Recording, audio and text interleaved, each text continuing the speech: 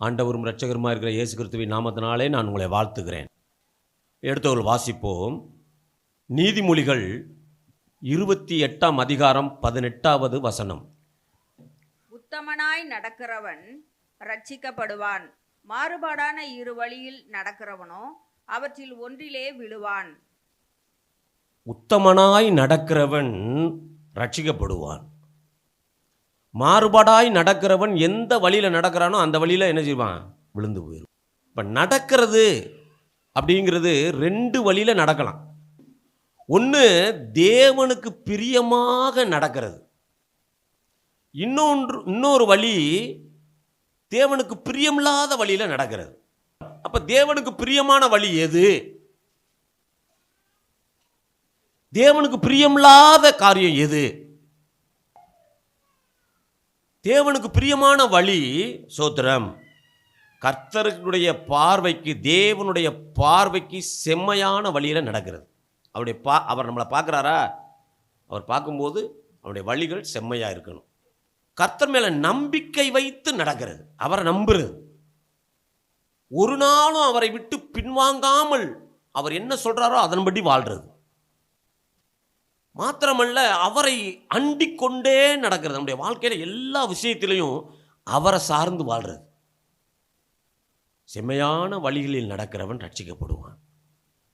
அவரை சார்ந்து கொள்வது, அவரை அண்டிக் கொள்வது, ஒரு நாளும் அவரை விட்டு விலகிடாமல் அவர் பின்னாடியே அவர் சொல்கிற காரியங்களை கேட்டு அதன்படியே நடக்கிறது. அவர் பார்க்குற பார்வை நம்ம மேலே, அவருடைய பார்வை இருக்கும்போது அது செம்மையாக இருக்கிறதா இருக்கணும், பரிசுத்தம் உள்ளதாக இருக்கணும். இது தேவனுக்கு பிரியமாய் நடக்கிறது. அப்படி ஒரு மனிதன் வேதத்தில் நடந்தான். கர்த்தரே சொல்லுகிறார், பார்வைக்கு செம்மையாக நடந்தான். எசேக்கியா என்ற ஒரு ராஜா. வாசிக்க கேட்போம். 2 ராஜாக்கள் 18:1 ஒரு 6 வசனங்கள் வாசிக்க கேட்போம். இஸ்ரவேலின் ராஜாவாகிய ஏலாவின் குமாரன் ஓசையாவின் 3ஆம் வருஷத்திலே ஆகாஸ் என்னும் யூதாவுடைய ராஜாவின் குமாரனாகிய எசேக்கியா ராஜாவானான். அவன் ராஜாவாகிற போது 25 வயதாயிருந்து எருசலேமிலே 29 வருஷம் அரசாண்டான். சகரியாவின் குமாரத்தியாகிய அவன் தாயின் பேர் ஆபி. அவன் தன் தகப்பனாகிய தாவீது செய்தபடியெல்லாம் கர்த்தரின் பார்வைக்கு செம்மையானதை செய்தான்.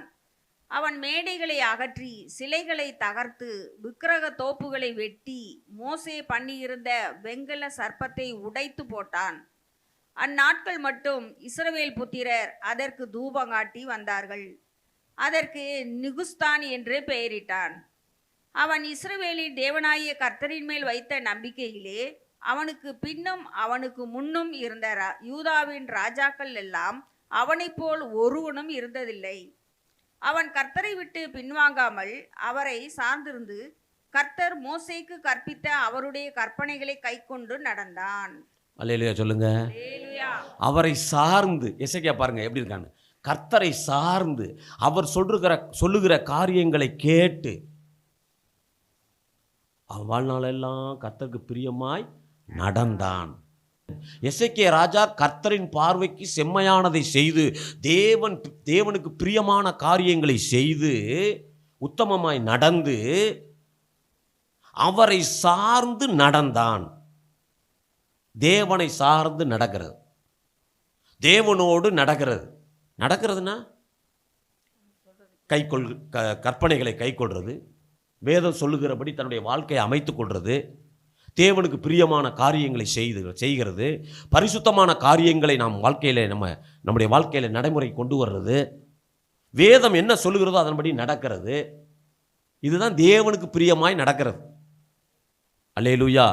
ஒன்று தேவனுக்கு பிரியமாய் நம்முடைய வாழ்க்கையில் காரியங்களை செய்கிறது ஒன்று. ரெண்டாவது, தேவனுக்கு பிரியம் இல்லாமல் காரியங்களை செய்கிறது, நடக்கிறது.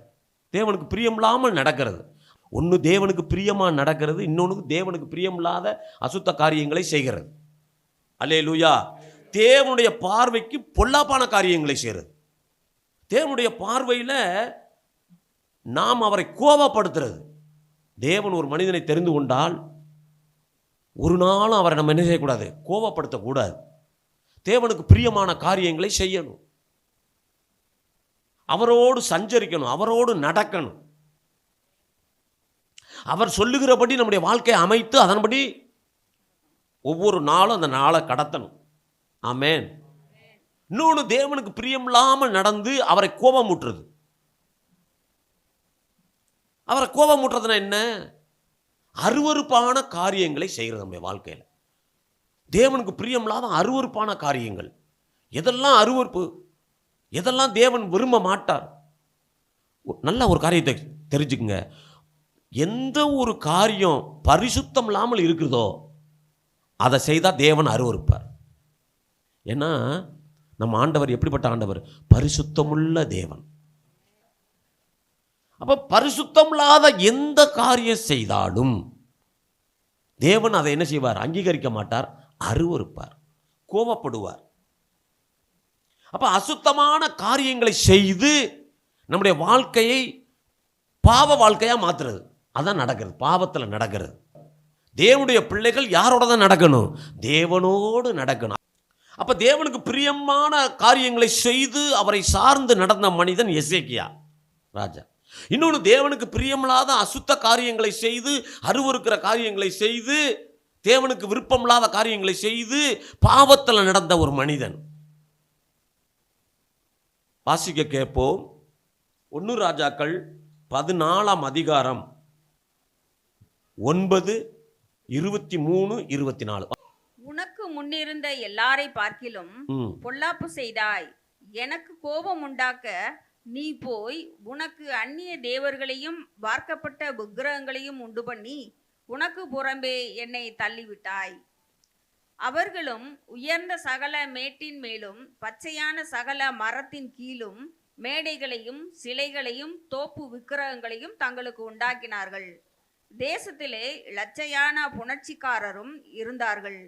கர்த்தர் இஸ்ரவேல் புத்திரருக்கு முன்பாக துரத்திவிட்ட ஜாதிகளுடைய அருவருப்புகளின் படியெல்லாம் செய்தார்கள்.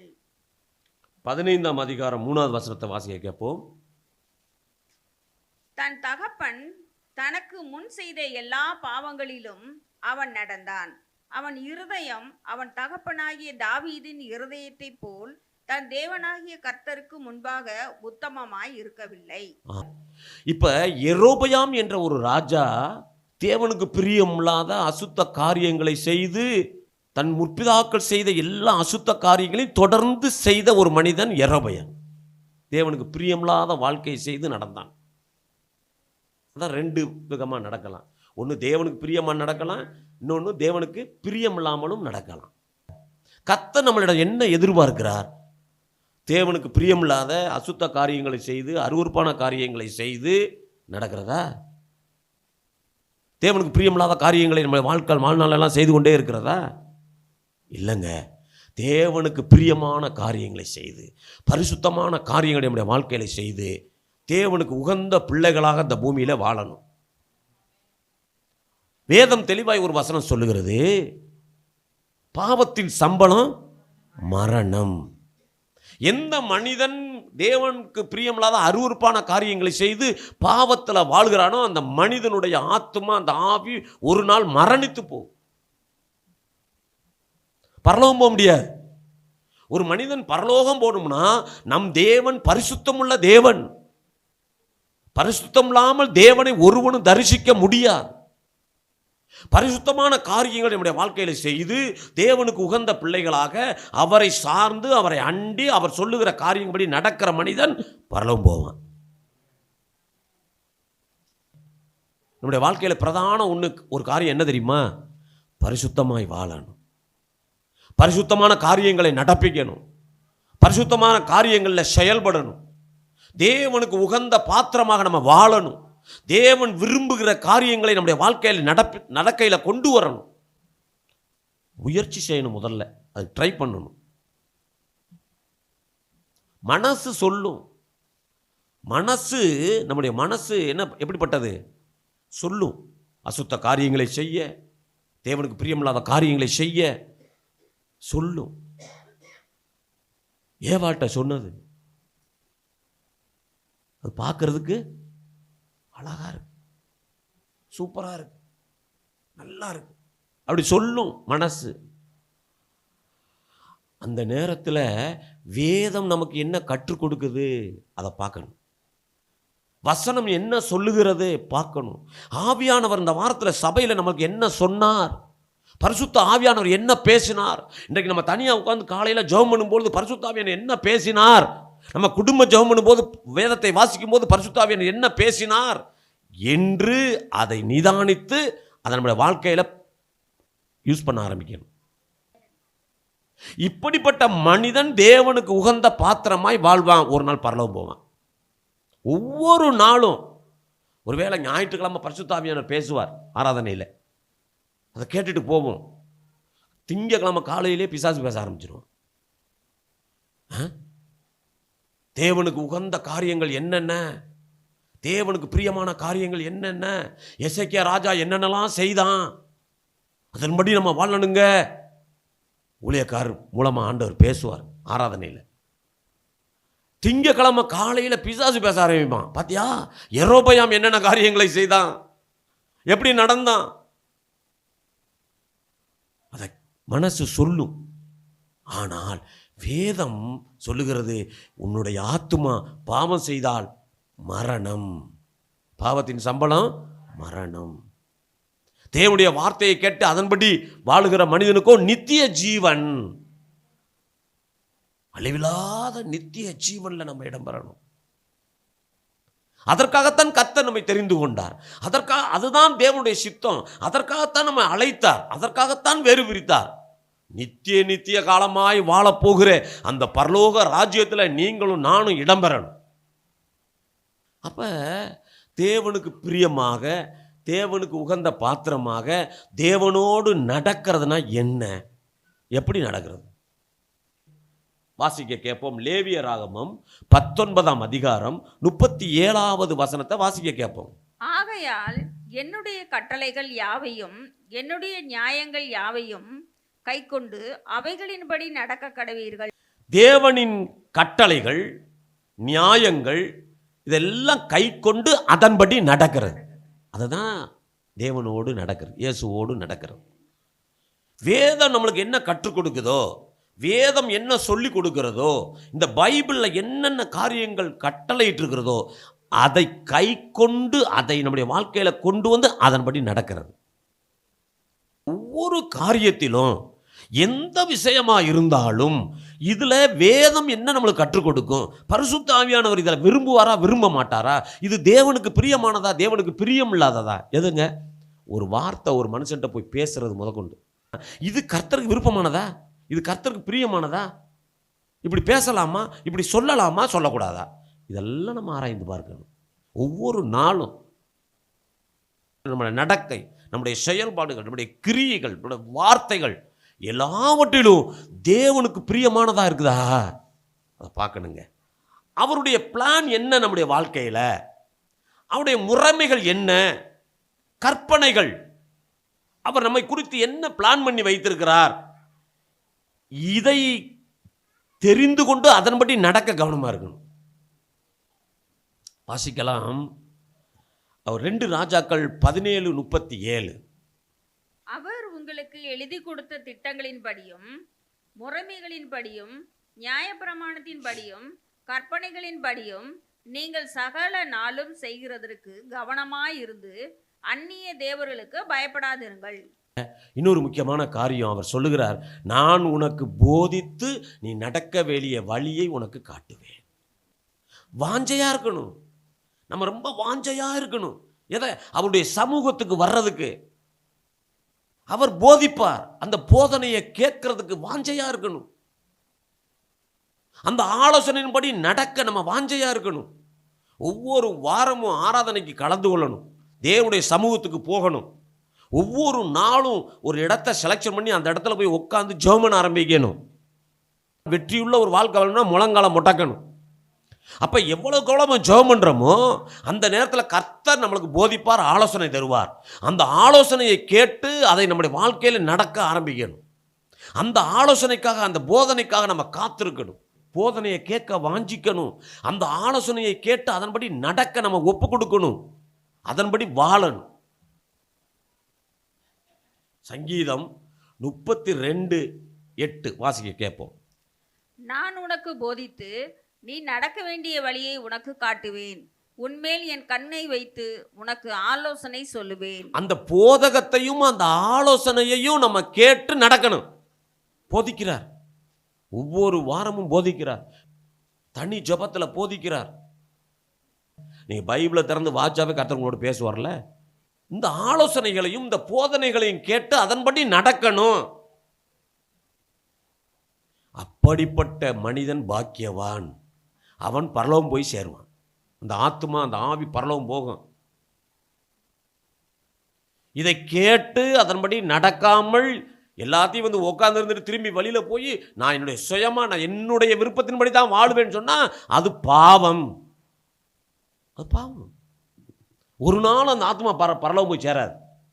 என்னுடைய இஷ்டப்படி வாழ்வேன், எனக்கு என்ன இருக்கோ அதன்படி கட்டளையின்படி தான் நான் வாழ்வேன். நான் ஒரு கட்டளை வைத்திருக்கிறேன், இது எனக்கு பாவம் அல்ல, இந்த காரியம் எனக்கு பாவம் இல்லை என்று சொன்னால் அந்த ஆத்மா ஒரு நாளும் பரலோகம் போய் சேராது.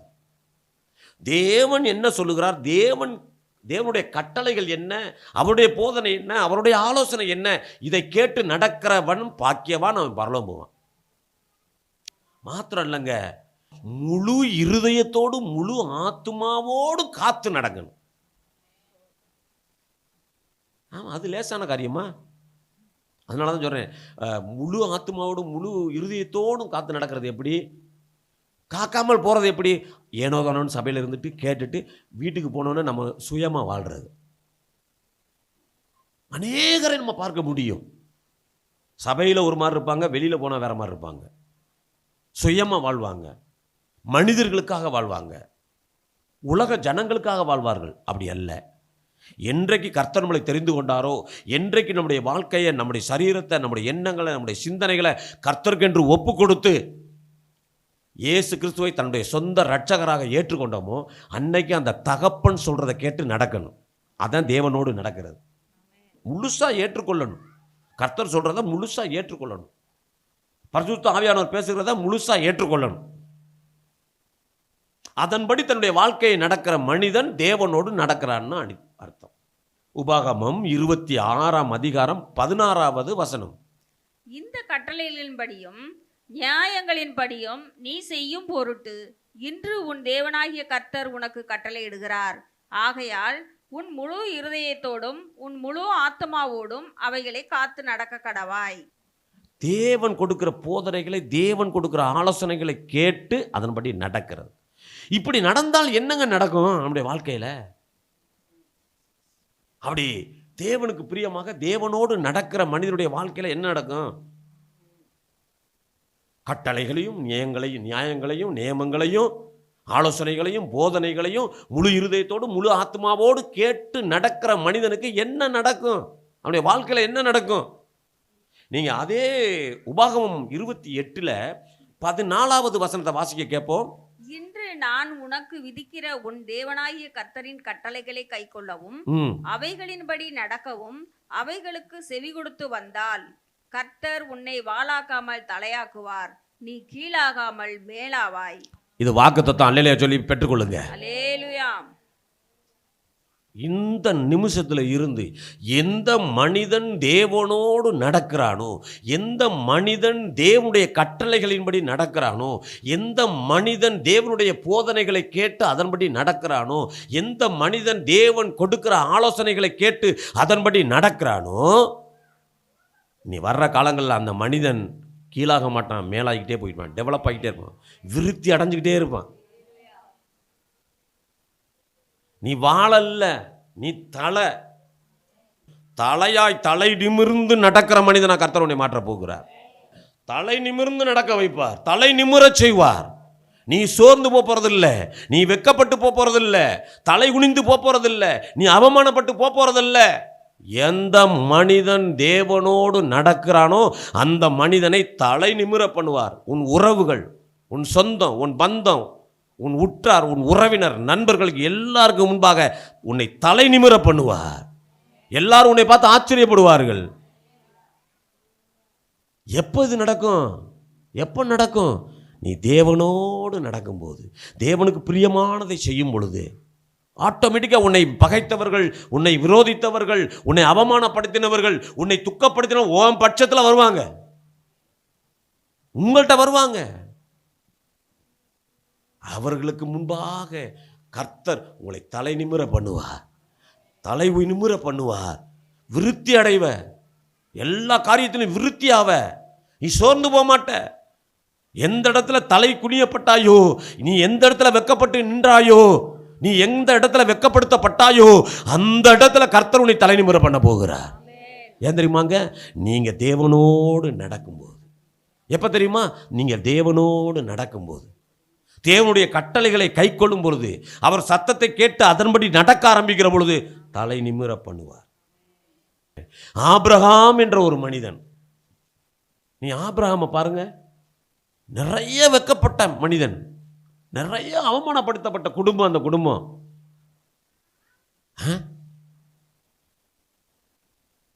பிள்ளையே இல்லை, ஆபிரகாமுக்கு பிள்ளையே இல்லை. அவன் மனைவி மட்டுமா வெக்கப்பட்டிருப்பா? யோசிச்சு பாருங்க. ஆமாவா இல்லையா? ஒரு குடும்பத்தில் குழந்தை இல்லைன்னா பார்க்குறவங்க மனைவியை மட்டுமா சொல்லுவாங்க? அவனுக்கு என்ன குறைவு இருக்கோ, அவனுக்கு என்ன குறை இருக்கோ? ஏன் அந்த வீட்டில் குடும்பத்தில் பிள்ளை இல்லை, குழந்தை இல்லை? கல்யாணமாகி இத்தனை வருஷம் ஆச்சு, பிள்ளை இல்லையே. சொல்லியிருப்பாங்களா? சொல்ல மாட்டாங்களா? சொல்லியிருப்பாங்கல்ல. அவன் மனைவி சொல்கிறாள்ல, நான் எனக்கு அசிங்கமாக இருக்குது, எனக்கு வேதனையாக இருக்குது. வாசிக்க கேட்போம். ஆதியாகமம் 12ஆம் அதிகாரம் 1வது வசனம். கர்த்தர் ஆபிரகாமை நோக்கி, நீ உன் தேசத்தையும் உன் இனத்தையும் உன் தகப்பனுடைய வீட்டையும் விட்டு புறப்பட்டு நான் உனக்கு காண்பிக்கும் தேசத்துக்கு போ. போதும். ஆமென். ஆண்டவர் ஆபிரகாம்கிட்ட சொல்றாரு,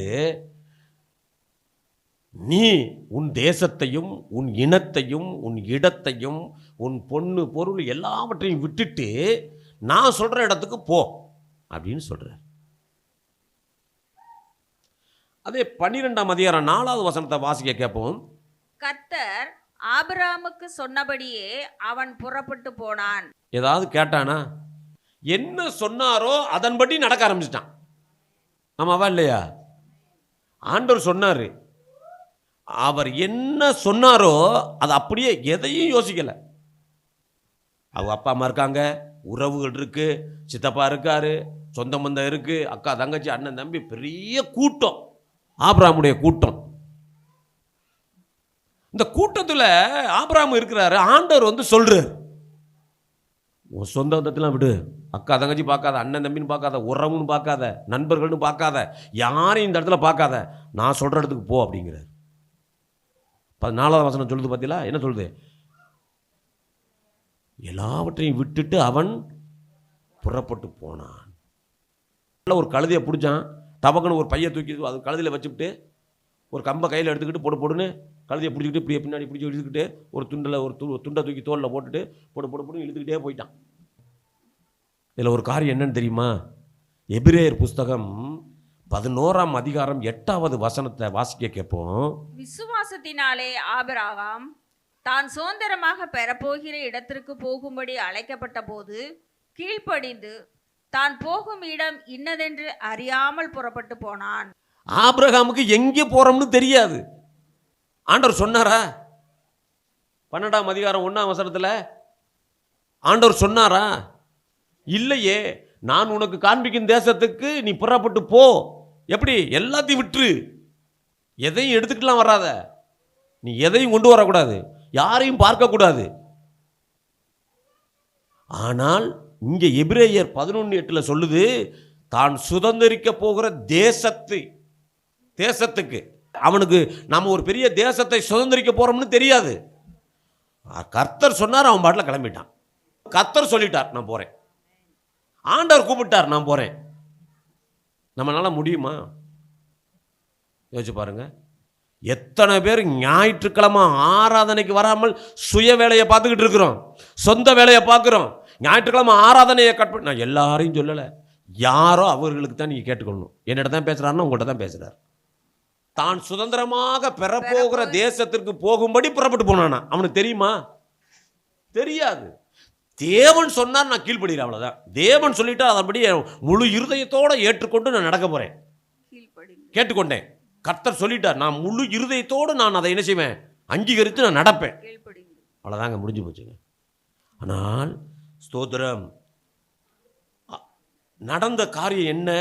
நடக்க ஆரம்பித்தான், புறப்பட்டு போனான். தான் சுதந்திரிக்க போகிற தேசம் என்னன்னு தெரியாமலே புறப்பட்டு போனான்ல.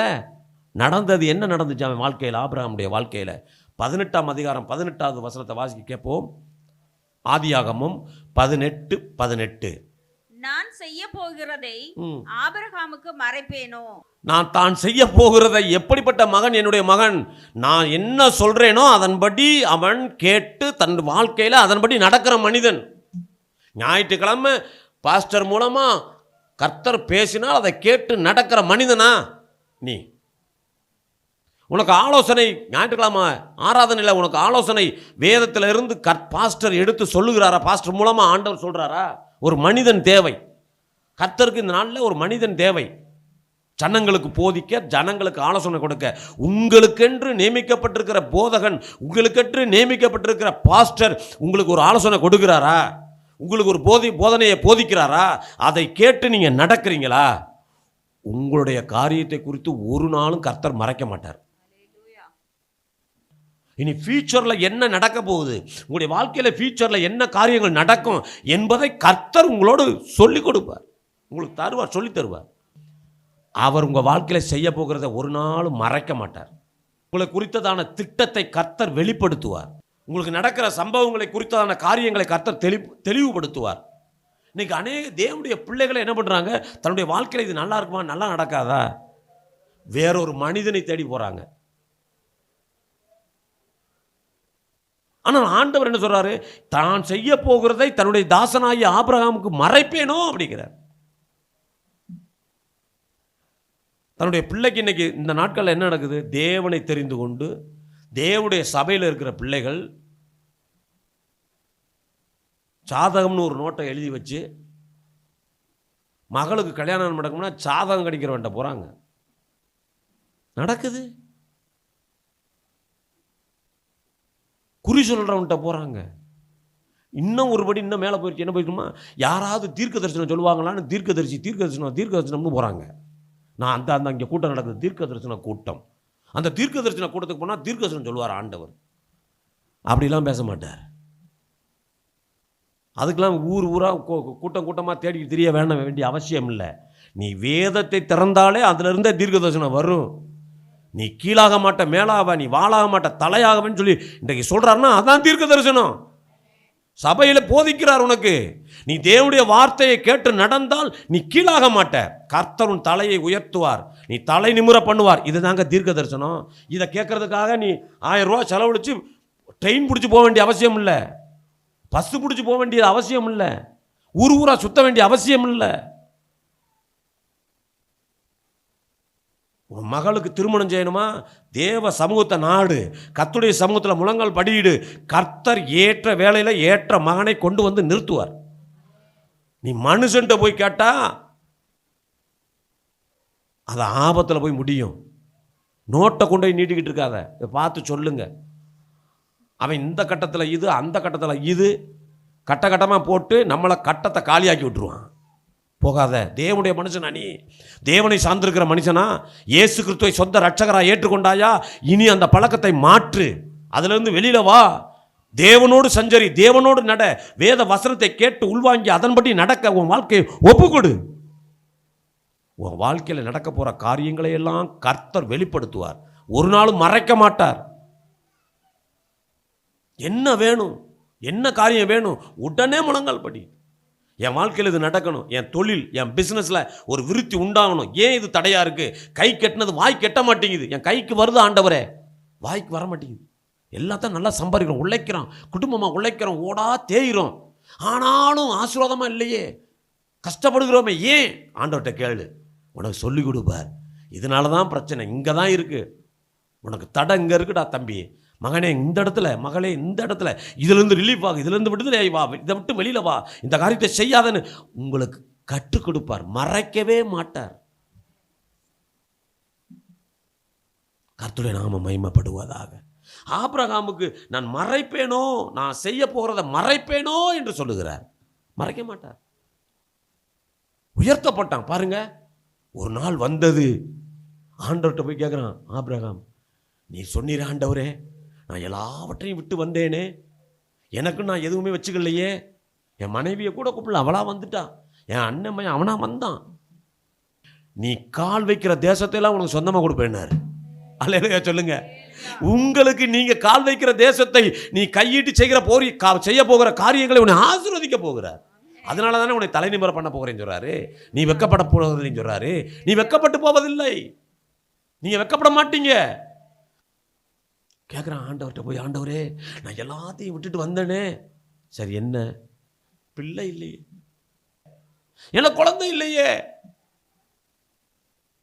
நான் இந்த அவமானத்தை எவ்வளவு நாளைக்கு தாங்க முடியும் ஆண்டவரே, நான் இதை எப்படி ஏற்றுக்கொள்ள முடியும் ஆண்டவரே, நான் எல்லாத்தையும் விட்டுட்டு வந்தேனே, நீங்க சொன்னதை கேட்டுதாலே வந்தேன், ஒரு கழுதையை பிடிச்சிட்டு அதில் சேனத்தை கட்டி வந்தேனே, எனக்கு பிள்ளை இல்லையாப்பா, நான் ஆசீர்வாதம் இல்லாமல் இருக்கேனே ஆண்டவரே கேட்டான்.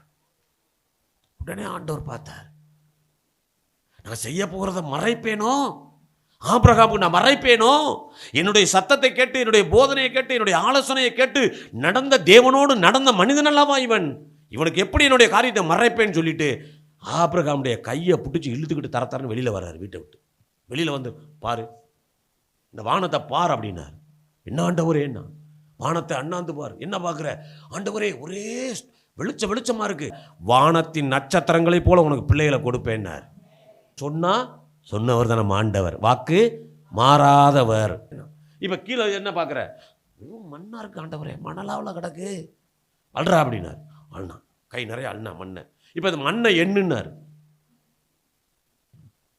அப்படி என்றான், மண்ணை என்றான், 1 2 3 4, கடைசியில் அவனே எண்ணி பார்க்குறான், முடியல.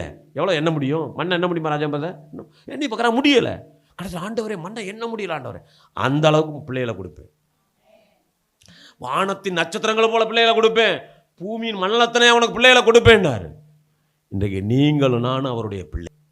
ஆபிரகாமை அழைத்ததுக்கு பிரதான நோக்கம், உங்களையும் என்னையும் அழைத்ததற்கு ஒரு பிரதான நோக்கம் இருக்கு. இப்போ ஆதியாகமம் 18:19 வாசிக்க கேட்போம். கர்த்தர் ஆபிரகாமுக்கு சொன்னதை நிறைவேற்றும்படியாய் அவன் தன் பிள்ளைகளுக்கும் தனக்கு பின்வரும் தன் வீட்டாருக்கும் நீங்கள் நீதியையும் நியாயத்தையும் செய்து கர்த்தருடைய வழியை காத்து நடவுங்கள் என்று கட்டளையிடுவான். கர்த்தருக்கு தெரியும் ஆபிரகாம் தேவனோடு நடக்கிற மனிதன். ஆபிரகாம் தேவனோடு நடக்கிற. யெரொபெயாம் எங்கிருந்து வந்தான் இருக்கீங்களா? யெரொபெயாமும் யார்தான்? நீங்களும் யார்தான்? நானும் யார்தான்? ஆனால் கர்த்தருடைய சித்தம், ஆபிரகாமை அழைத்ததுடைய சித்தம் என்ன தெரியுமாங்க? தன்னுடைய பிள்ளைகளுக்கும் தன்னுடைய பிள்ளைகளுடைய பிள்ளைகளுக்கும் தேவனோடு நடக்கிறது என்ன, தேவன் யார், தேவன் எப்படிப்பட்ட தெய்வம், அவர் எவ்வளவு பரிசுத்தம் உள்ளவர், அவருடைய கிரியைகள் என்ன, தன்னுடைய வாழ்க்கையில கர்த்தர் இடைப்பட்ட காரியங்கள் என்ன, அவர் செய்த கிரியைகள் என்ன என்பதை தேவனும் அறிந்திருந்தார், ஆபிரகாமும் அறிந்திருந்தான்.